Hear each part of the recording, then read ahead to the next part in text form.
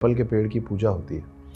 तो कोई बाहर से आएगा वेस्टर्न कल्चर का आदमी तो बोलेगा कि पागल हैं ये सब महिलाएं कि उस पर सूतली बांध रही हैं, धागा बांध रही हैं, पानी चढ़ा रही हैं, पूजा कर रही हैं। लेकिन जो पीपल का पेड़ है और बरगद का पेड़ है, ये बहुत ही तुलसी भी उसमें है, इसीलिए तुलसी घर में लगती है, उसकी भी पूजा होती है, पीपल की बरगद की पूजा होती है। उसका कारण ये है कि बहुत कम ऐसे पेड़ पौधे हैं जो रात को भी आपको ऑक्सीजन सप्लाई करते हैं। ज़्यादातर पेड़ जो हैं वो रात को कार्बन डाइऑक्साइड छोड़ने लग जाते हैं इंसानों की तरह और ऑक्सीजन लेने लग जाते हैं। आप सोचिए कि अगर हर पेड़ रात को यही करेगा तो इंसान तो मर जाएगा।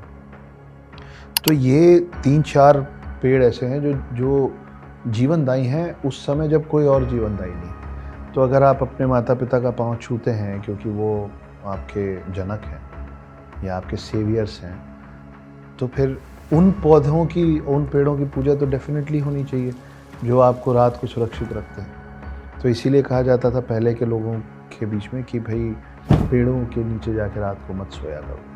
तो बात ये रह गई है कि पेड़ों के नीचे मत सोया करो, और कहानी बन गई कि क्योंकि पेड़ में भूत होते हैं इसलिए मत सोया करो, क्योंकि पेड़ को इतना ऑक्सीजन चाहिए रात में कि आपका दम घुट जाएगा उसके नीचे सोने से। और इसीलिए पीपल और बरगद जो हैं उनका हर जंगल में ज़िंदा रहना और बचे रहना ज़रूरी है ताकि हम बचे रहें।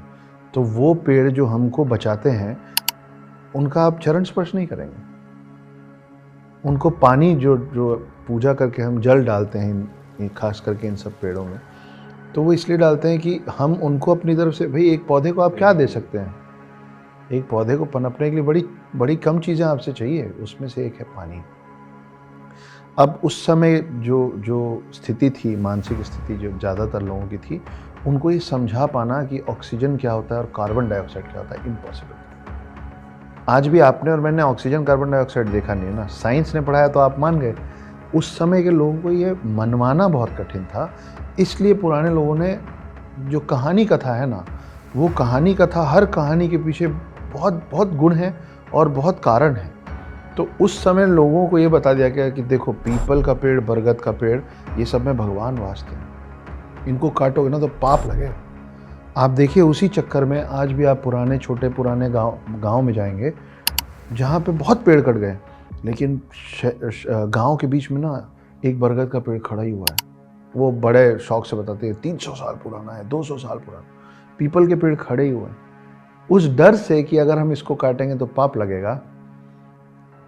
उन सब ना समझो को ये नहीं मालूम है कि वो उसको बचा के खुद को बचा रहे, लेकिन बाहर से आने वाला जो व्यक्ति देखेगा ना वो हमको पागल ही समझेगा।